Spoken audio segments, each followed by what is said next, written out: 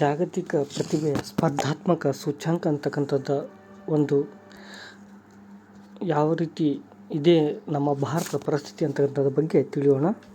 ಜಾಗತಿಕ ಪ್ರತಿಭೆಯ ಸ್ಪರ್ಧಾತ್ಮಕ ಸೂಚ್ಯಂಕ ಅಂತಕ್ಕಂಥದ್ದು ಇದನ್ನು ಬಿಡುಗಡೆ ಮಾಡುವ ಒಂದು ಸಂಸ್ಥೆ ಅಂತ ನೋಡ್ತಾ ಹೋದರೆ the business school of the world ಅಂತಕ್ಕಂಥದ್ದು ಇದೇನು ಮಾಡ್ತದೆ, ಜಾಗತಿಕ ಪ್ರತಿಭೆಯ ಸ್ಪರ್ಧಾತ್ಮಕ ಸೂಚ್ಯಂಕ ಅಂತಕ್ಕಂಥದ್ದು ಬಿಡುಗಡೆ ಮಾಡ್ತಕ್ಕಂಥದ್ದು.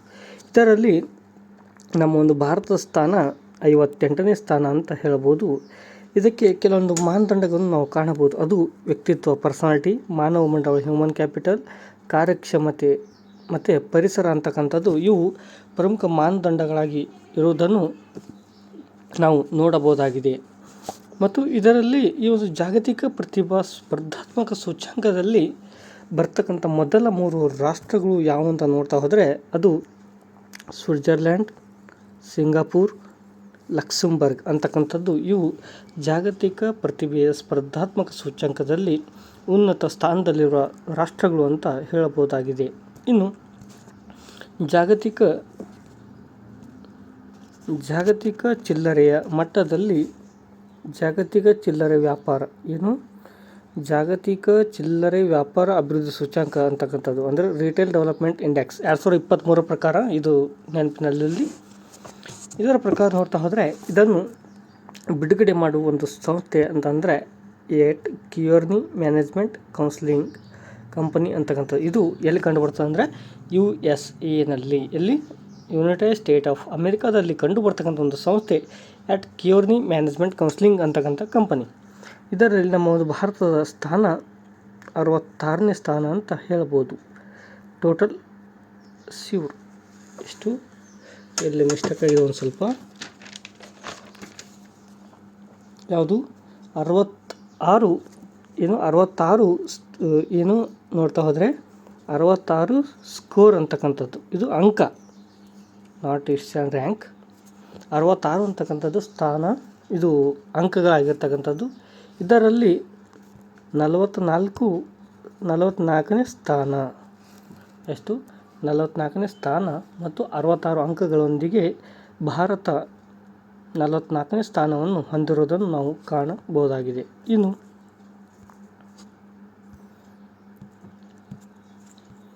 ಇದರ ಒಂದು ಮಾನದಂಡಗಳು ಯಾವುವು ಅಂತ ನೋಡಿದ್ರೆ ಮಾರ್ಕೆಟ್ ಇನ್ವೆಸ್ಟ್ ಅಂತಕ್ಕಂಥ ಅಂದರೆ ಮಾರುಕಟ್ಟೆಯ ಹೂಡಿಕೆ, ಜಾಗತಿಕ ವ್ಯಾಪಾರ ಚಿಲ್ಲರೆ ಅಂತಕ್ಕಂಥದ್ದು ಇವು ಪ್ರಮುಖವಾಗಿರ್ತಕ್ಕಂಥ ಒಂದು ಮಾನದಂಡಗಳು ಆಗಿರುವುದನ್ನು ಕಾಣಬಹುದು. ನಮ್ಮ ಒಂದು ಭಾರತ ದೇಶ ಇದರಲ್ಲಿ ಪ್ರಥಮ ಸ್ಥಾನವನ್ನು ಪಡೆದಿದೆ.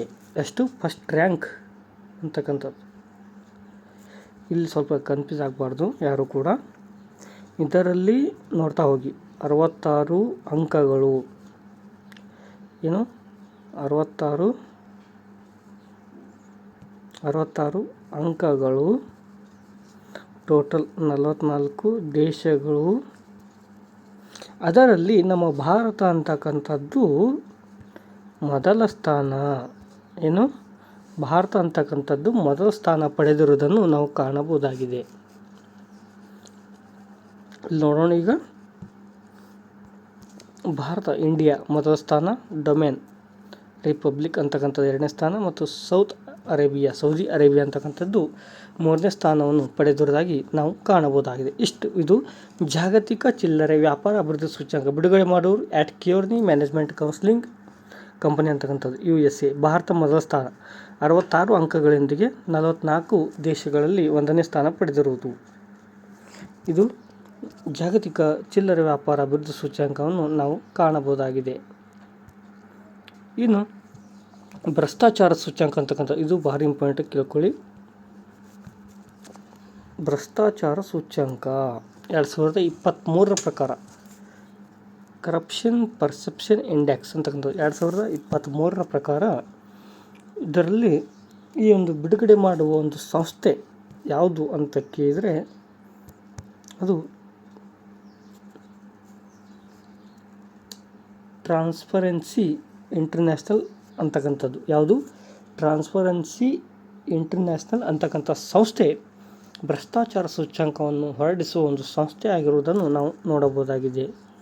ಅದರಲ್ಲಿ 180 ರಾಷ್ಟ್ರಗಳಲ್ಲಿ ನಮ್ಮ ಒಂದು ಭಾರತ ದೇಶದ ಸ್ಥಾನ ನಮ್ಮ ಒಂದು ಭಾರತದ ಸ್ಥಾನ 93 ಆಗಿರುವುದನ್ನು ನಾವು ನೋಡಬಹುದಾಗಿದೆ. ಇಷ್ಟು ಏನು ನಮ್ಮ ಒಂದು ಭಾರತ ದೇಶದಲ್ಲಿರ್ತಕ್ಕಂಥ ಪ್ರಮುಖ ಒಂದು ಭಾರತದ ಸ್ಥಾನ ಎಷ್ಟನೇದು ಅಂತಕ್ಕಂಥದ್ದು ತಿಳ್ಕೊಂಡಿವಿ. ಇದಕ್ಕೆ ಮಾನದಂಡಗಳು ಯಾವುದೇ ರೀತಿ ಇಲ್ಲ.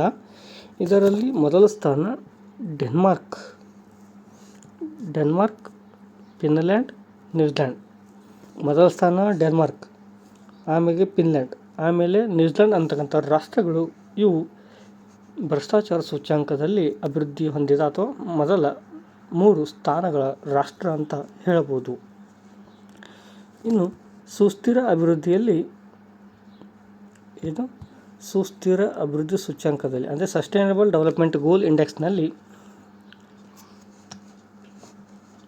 ಇದನ್ನು ಹೊರಡಿಸುವ ಒಂದು ಸಂಸ್ಥೆ ಯಾವುದು ಅಂತಂದರೆ ಸಸ್ಟೈನೇಬಲ್ ಡೆವಲಪ್ಮೆಂಟ್ ಸೊಲ್ಯೂಷನಲಿಸ್ಟ್ ವರ್ಕ್ ಅಂತಕ್ಕಂಥದ್ದು. ಸುಸ್ಥಿರ ಅಭಿವೃದ್ಧಿ ಆ ಒಂದು ಸಂಸ್ಥೆ ಅಂತಕ್ಕಂಥದ್ದು ಯಾವುದು? ಸಸ್ಟೈನೇಬಲ್ ಡೆವಲಪ್ಮೆಂಟ್ ಸೊಲ್ಯೂಷನಲಿಸ್ಟ್ ವರ್ಕ್ ಅಂತಕ್ಕಂಥ ಸಂಸ್ಥೆ ಸುಸ್ಥಿರ ಅಭಿವೃದ್ಧಿ ಸೂಚ್ಯಂಕವನ್ನು ಬಿಡುಗಡೆ ಮಾಡ್ತಕ್ಕಂಥ ಒಂದು ಪ್ರಮುಖ ಸಂಸ್ಥೆ ಅಂತ ಹೇಳ್ಬೋದು. ಇದರಲ್ಲಿ ನಮ್ಮ ಭಾರತ ಸ್ಥಾನ 109 ಆಗಿರ್ತಕ್ಕಂಥದ್ದು. ಒಟ್ಟು ರಾಷ್ಟ್ರಗಳು ನೋಡ್ತಾ ಹೋದರೆ 166 ರಾಷ್ಟ್ರಗಳಲ್ಲಿ 109ನೇ ಸ್ಥಾನ ಯಾವುದಾದ್ರೂ ಇದ್ದರೆ ಅದು ಭಾರತ ಅಂತಕ್ಕಂಥದ್ದು ಆಗಿರೋದು. ಇದರಲ್ಲಿ ಪ್ರಮುಖವಾಗಿ 17 ಗುರಿಗಳನ್ನು ಹಾಕಿಕೊಳ್ಳಲಾಗ್ತದೆ. ಇದಕ್ಕೂ ಕೂಡ ಯಾವುದೇ ರೀತಿಯ ಮಾನದಂಡಗಳು ಇಲ್ಲ ಅಂತಕ್ಕಂಥದ್ದು ಗೊತ್ತಿರಬೇಕು. ಇದರಲ್ಲಿ ಮೊದಲ ಸ್ಥಾನ ಫಿನ್ಲ್ಯಾಂಡ್, ಸ್ವೀಡನ್, ಡೆನ್ಮಾರ್ಕ್. ಯಾವುದು? ಫಿನ್ಲ್ಯಾಂಡ್, ಸ್ವೀಡನ್, ಡೆನ್ಮಾರ್ಕ್ ಅಂತ ರಾಷ್ಟ್ರಗಳು ಸುಸ್ಥಿರ ಅಭಿವೃದ್ಧಿ ಸೂಚ್ಯಂಕದಲ್ಲಿ ಪ್ರಥಮ ಸ್ಥಾನಗಳು ಪಡೆದಿರತಕ್ಕಂಥ ರಾಷ್ಟ್ರಗಳು ಆಗಿರುವುದನ್ನು ನಾವು ಕಾಣಬಹುದಾಗಿದೆ. ಇನ್ನು ಅಭಿವೃದ್ಧಿ ಸೂಚ್ಯಂಕ ನೋಡ್ತಾ ಹೋದರೆ ಏನು? ಅಂತರ್ಗತ ಅಭಿವೃದ್ಧಿ ಸೂಚ್ಯಂಕ, ಇನ್ಕ್ಲೂಸಿವ್ ಡೆವಲಪ್ಮೆಂಟ್ ಇಂಡೆಕ್ಸ್ ಅಂತಕ್ಕಂಥದ್ದು. ಇದನ್ನು ಹೊರ ಒಂದು ಹಾಕುವ ಸಂಸ್ಥೆ ಅಂದರೆ ವರ್ಲ್ಡ್ ಎಕಾನಮಿ ಫೋರಮ್. ಯಾವುದು? World economy forum. ಯಾವುದು? ವರ್ಲ್ಡ್ ಎಕನಾಮಿಕ್ ಫೋರಮ್ ಅಂತಕ್ಕಂಥ ವಿಶ್ವ ಆರ್ಥಿಕ ವೇದಿಕೆ ಅಂತಕ್ಕಂಥ ಸಂಸ್ಥೆ ಅಂತರ್ಗತ ಅಭಿವೃದ್ಧಿ ಸೂಚ್ಯಂಕವನ್ನು ಹೊರಡಿಸುವ ಒಂದು ಸಂಸ್ಥೆ ಅಂತ ಹೇಳಬಹುದು. ಇದರಲ್ಲಿ ಭಾರತ ಸ್ಥಾನ 62 ಆಗಿರದೆ ಟೋಟಲ್ 74 ರಾಷ್ಟ್ರಗಳಲ್ಲಿ 62ನೇ ಸ್ಥಾನ ನಮ್ಮ ಭಾರತದ್ದು ಆಗಿರುವುದನ್ನು ಕಾಣಬಹುದಾಗಿದೆ. ಇದು ಕೂಡ ಅದರ ಒಂದು ಮಾನದಂಡಗಳು ನೋಡ್ತಾ ಹೋದರೆ ಬೆಳವಣಿಗೆ ಅಂತಕ್ಕಂಥದ್ದು ಮತ್ತು ಅಭಿವೃದ್ಧಿ, ಒಳಗೊಳ್ಳುವಿಕೆ ಮತ್ತು ಸುಸ್ಥಿರ ಅಭಿವೃದ್ಧಿ ಅಂತಕ್ಕಂಥ ಮಾನದಂಡಗಳು ಕಾಣಬಹುದಾಗಿದೆ. ಇದರಲ್ಲಿ ಯಾವ್ಯಾವ ರಾಷ್ಟ್ರಗಳು ಪ್ರಥಮ ಸ್ಥಾನ ಮತ್ತು ದ್ವಿತೀಯ ಸ್ಥಾನ ಪಡೆದುಕೊಂಡಿವೆ ಅಂತಂದರೆ ಫಿನ್ಲ್ಯಾಂಡ್, ಸ್ವೀಡನ್, ಡೆನ್ಮಾರ್ಕ್ ಅಂತಹ ರಾಷ್ಟ್ರಗಳು ಅಂತರ್ಗತ ಅಭಿವೃದ್ಧಿ ಸೂಚ್ಯಂಕದಲ್ಲಿ ಪ್ರಮುಖ ಸ್ಥಾನ ಪಡೆದಿರುವ ರಾಷ್ಟ್ರಗಳು ಅಂತ ಹೇಳಬಹುದಾಗಿದೆ. ಇನ್ನು ಮುಂದೆ ನೋಡ್ತಾ ಹೋದರೆ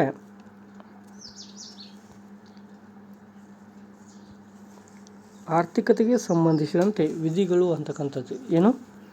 ಆರ್ಥಿಕತೆಗೆ ಸಂಬಂಧಿಸಿದಂತೆ ವಿಧಿಗಳು ನೋಡೋಣ. ಇವಾಗ 202 ಇದು ರಾಜ್ಯ ಬಜೆಟ್ ಮಂಡನೆ. ಅಂದರೆ ನಮ್ಮ ಒಂದು ಭಾರತ ರಾಜ್ಯ ಮತ್ತು ಕೇಂದ್ರ ಅಂತಕ್ಕಂಥ 2 ಭಾಗಗಳು ಹೊಂದಿದೆ. ಅದರಲ್ಲಿ ರಾಜ್ಯ ಬಜೆಟ್ ಮಂಡನೆ ಕುರಿತು ತಿಳಿಸ್ತಕ್ಕಂಥ ವಿಧಿ ಯಾವುದಾದ್ರೂ ಇದ್ದರೆ ಅದು 202 ಅಂತಕ್ಕಂಥದ್ದು. ಆಮೇಲೆ 243 ವಿಧಿ ಇದು ರಾಜ್ಯ ಹಣಕಾಸು ಆಯೋಗದ ರಚನೆ ಮತ್ತು ಅದರ ಕಾರ್ಯಗಳ ಕುರಿತಂತೆ ತಿಳಿಸುವುದು. ಯಾವುದು? 243ನೇ ವಿಧಿ ರಾಜ್ಯ ಹಣಕಾಸು ಆಯೋಗ ಮತ್ತು ಅದರ ಕಾರ್ಯಗಳ ಕುರಿತಂತೆ ತಿಳಿಸುವುದನ್ನು ಕಾಣಬಹುದಾಗಿದೆ. ಇನ್ನು 267ನೇ ವಿಧಿ ಯಾವುದು ಸೂಚಿಸ್ತಂತಂದರೆ ರಾಜ್ಯ ಸರ್ಕಾರದ ಅನುದಾನ ಹಂಚಿಕೆ.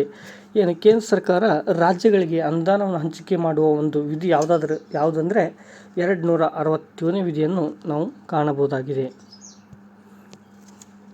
ಇನ್ನು 275ನೇ ವಿಧಿ ಬಾರ್ 1 ಸಣ್ಣ ಸಾಲ ಯೋಜನೆಗಳಿಗೆ ಅನುದಾನ. ಯಾವುದಕ್ಕೆ? 275ನೇ ವಿಧಿ ಸಣ್ಣ ಸಾಲ ಯೋಜನೆಗಳಿಗೆ ಅನುದಾನ ನೀಡುವ ಒಂದು ವಿಶೇಷ ಅಭಿವೃದ್ಧಿ ಕಾರ್ಯಕ್ರಮದ ಕುರಿತು 275ನೇ ವಿಧಿಯಲ್ಲಿ ನಾವು ಕಾಣಬಹುದು. ಇನ್ನು 360ನೇ ವಿಧಿ ಅಂತಕ್ಕಂಥದ್ದು ಹಣಕಾಸು ತುರ್ತು ಪರಿಸ್ಥಿತಿ. ಯಾವುದು?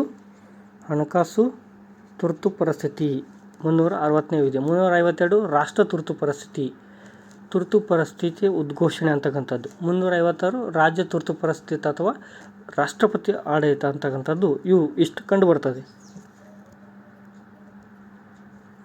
ಇನ್ನು ಫಿಸ್ಕಲ್ ಎಕನಾಮಿಕ್ಸ್ ಅಂತಕ್ಕಂಥದ್ದು ಏನು? ಫಿಸ್ಕಲ್ ಎಕನಾಮಿಕ್ಸ್ ಸಂಬಂಧಿಸಿದಂತೆ ವಿಧಿಗಳು ನೋಡೋಣ ಇವಾಗ.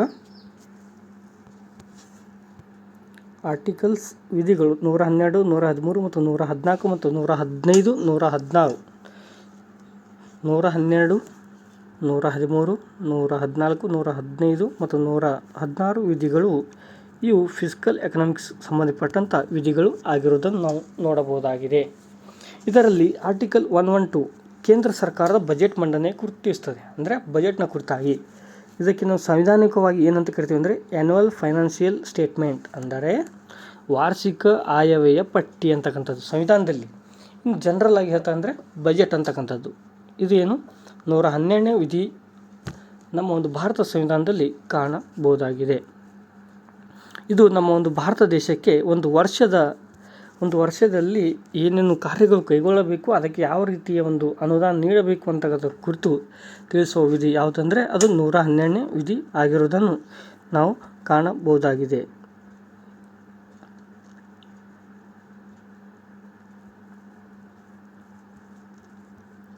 ಇನ್ನು 265 ಮತ್ತು 266ನೇ ವಿಧಿಗಳು, ಈ ಒಂದು ವಿಧಿಗಳು ಸಾರ್ವಜನಿಕ ಹಣಕಾಸಿಗೆ ಸಂಬಂಧಿಸಿದಂತೆ ವಿಧಿಗಳು ಆಗಿವೆ. ಇದು ಟ್ಯಾಕ್ಸ್ ಬಗ್ಗೆ, ಅಂದರೆ ಟ್ಯಾಕ್ಸ್ನ ಅಂದರೆ ತೆರಿಗೆಗೆ ಸಂಬಂಧಿಸಿದಂತೆ ಅದು ತೆರಿಗೆ ಕಾನೂನಿಗೆ ಮಾತ್ರ ಸಂಬಂಧಿಸುವುದನ್ನು ನಾವು ಕಾಣಬಹುದು. 265ನೇ ವಿಧಿ ಸಾರ್ವಜನಿಕ ಹಣಕಾಸಿಗೆ ಸಂಬಂಧಿಸಿದ್ದು. ಅದರಲ್ಲಿ ಆ ಒಂದು ತೆರಿಗೆಯ ಬಗ್ಗೆ ಕಾನೂನು ಮಾಡುವ ಅಧಿಕಾರ ಅದು ಕಾನೂನು ಅಧಿಕಾರಕ್ಕೆ ಮಾತ್ರ ಸೀಮಿತ. ಲೆಜಿಸ್ಲೇಷನ್ ಕಾನೂನಿನ ಅಧಿಕಾರಕ್ಕೆ ಮಾತ್ರ ಸೀಮಿತವಾಗಿರುವುದನ್ನು ನಾವು ಕಾಣಬಹುದಾಗಿದೆ.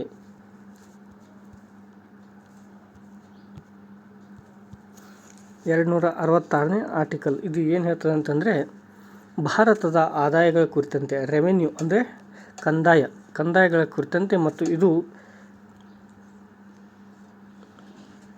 ಒಂದು ಸ್ಟೇಟ್ ಅಂದರೆ ನಮ್ಮ ಒಂದು ರಾಜ್ಯಕ್ಕೆ ಸಂಬಂಧಿಸಿದಂತೆ ಕನ್ಸಾಲಿಡೇಟೆಡ್ ಫಂಡ್ ಅಂದರೆ ಏಕೀಕೃತ ನಿಧಿಯ ಕುರಿತಂತೆ, ಅಂದರೆ ನಮ್ಮ ಒಂದು ಭಾರತದಲ್ಲಿ ಉಂಟಾಗ್ತಕ್ಕಂಥ ಆದಾಯಗಳು ಅಂದರೆ ಕಂದಾಯ ಬರ್ತದಲ್ಲ, ಆ ಒಂದು ಕಂದಾಯದ ಹೆಸರು ಏನಂತ ನೋಡ್ತಾ ಹೋದರೆ ಕನ್ಸಾಲಿಡೇಟೆಡ್ ಫಂಡ್ ಆಫ್ ಇಂಡಿಯಾ ಅಂತಕ್ಕಂಥದ್ದು. ಯಾವುದು? ಕನ್ಸಾಲಿಡೇಟೆಡ್ ಫಂಡ್ ಆಫ್ ಇಂಡಿಯಾ, ಏಕೀಕೃತ ನಿಧಿ ಅಂತಕ್ಕಂಥದ್ದು ಕಾಣಬಹುದಾಗಿದೆ. ಇದರ ಒಂದು ಯಾರ ಅಧೀನದಲ್ಲಿ ಇರ್ತದೆ ಅಂದರೆ ಪ್ರೆಸಿಡೆಂಟ್ ಆಫ್ ಇಂಡಿಯಾ, ಅಂದರೆ ಪ್ರಸ್ತುತ ನಮ್ಮೊಂದು ಭಾರತದ ಪ್ರೆಸಿಡೆಂಟ್ ಅಂದರೆ ರಾಷ್ಟ್ರಪತಿ ದ್ರೌಪದಿ ಮುರ್ಮು ಅವರ ಕೈಯಲ್ಲಿ, ಮತ್ತು the governor of state legislation ಅಂದರೆ ರಾಜ್ಯಪಾಲರು ಅಂತಕ್ಕಂಥ ಅದು ಒಂದು ಕನ್ಸಾಲಿಡೇಟೆಡ್ ಫಂಡ್ನ ಮುಖ್ಯಸ್ಥರು ಆಗಿರುವುದನ್ನು ನಾವು ನೋಡಬಹುದಾಗಿದೆ.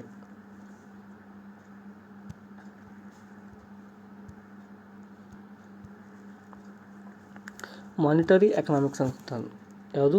Monetary economics. ಇದಕ್ಕೆ ಸಂಬಂಧಿಸಿದಂತೆ ವಿಧಿಗಳು ಯಾವುವು ಅಂತ ನೋಡ್ತಾ ಇದ್ದರೆ 38ನೇ ವಿಧಿ, 43ನೇ ವಿಧಿ, 45 ಮತ್ತು 46, 47ನೇ ವಿಧಿಗಳು ಇವು ಕೇಂದ್ರ ಪಟ್ಟಿಗೆ ಸಂಬಂಧಿಸಿದಂತೆ ಬರ್ತಕ್ಕಂಥದ್ದು. ಅಂದರೆ ಕೇಂದ್ರ ಹಣಕಾಸು ಪ್ರಾಧಿಕಾರ ಯೂನಿಯನ್ ಲಿಸ್ಟ್, ಕೇಂದ್ರ ಪಟ್ಟಿಯಲ್ಲಿ ಕೇಂದ್ರ ಹಣಕಾಸು ಪ್ರಾಧಿಕಾರಕ್ಕೆ ಸಂಬಂಧಿಸಿದಂತೆ ಮಾನಿಟರಿ ಎಕನಾಮಿಕ್ಸ್ ಮತ್ತು ಬ್ಯಾಂಕಿಂಗ್ ಬಗ್ಗೆ ಒಂದು ಅಧಿಕಾರ ಹೊಂದಿರುವುದು ಕಂಡು ಬರುತ್ತದೆ. ಇದರಲ್ಲಿ ಉದಾಹರಣೆಗೆ ಅಂತಂದರೆ the reserve bank of India ಅಂತಕ್ಕಂಥದ್ದು. ಯಾವುದು? ರಿಸರ್ವ್ ಬ್ಯಾಂಕ್ ಆಫ್ ಇಂಡಿಯಾ ಅಂದರೆ ಭಾರತದ ಕೇಂದ್ರ ಬ್ಯಾಂಕ್.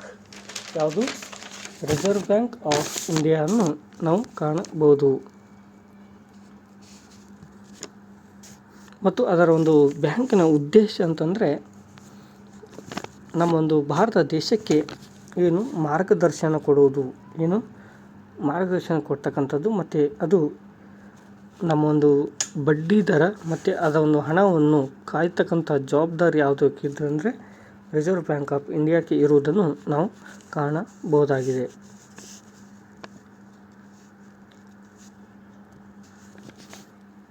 ಎಕನಾಮಿಕ್ಸ್ ಡೆವಲಪ್ಮೆಂಟ್ ಬ್ಯಾಂಕಿಂಗ್ ಅಂತಕ್ಕಂಥದ್ದು. ಯಾವುದು? ಎಕನಾಮಿಕ್ಸ್ ಡೆವಲಪ್ಮೆಂಟ್ ಬ್ಯಾಂಕಿಂಗ್ ಅಂದರೆ ಅಭಿವೃದ್ಧಿ ಮತ್ತು ಬ್ಯಾಂಕ್ನ ಕುರಿತಂತೆ ಆರ್ಟಿಕಲ್ 39B 39C ಮತ್ತು 243 243W 243 ಅಂತಕ್ಕಂಥ ವಿಧಿಗಳು ಮತ್ತು ಸಮವರ್ತಿ ಪಟ್ಟಿಯಲ್ಲಿ 20ನೇ ವಿಷಯ. ಇದು ಇಷ್ಟೇ ನೀವು ಅರ್ಥವ್ಯವಸ್ಥೆಯ ಅಭಿವೃದ್ಧಿ ಮತ್ತು ಬ್ಯಾಂಕಿಂಗ್ ಕುರಿತಂತೆ ತಿಳಿಸುವ ವಿಧಿಗಳು ಆಗಿವೆ ಅಂತ ಹೇಳ್ಬೋದು. ಇನ್ನು 4ನೇ ಭಾರತ ಸಂವಿಧಾನದ 4ನೇ ಒಂದು ಭಾಗದಲ್ಲಿ directive principles of state policy ಅಂದರೆ ರಾಜ್ಯ ನೀತಿ ನಿರ್ದೇಶಕ ತತ್ವಗಳಲ್ಲಿ ಇದರ ಅಭಿವೃದ್ಧಿ ಕುರಿತಂತೆ ಇರುವುದನ್ನು ನಾವು ಕಾಣಬಹುದಾಗಿದೆ.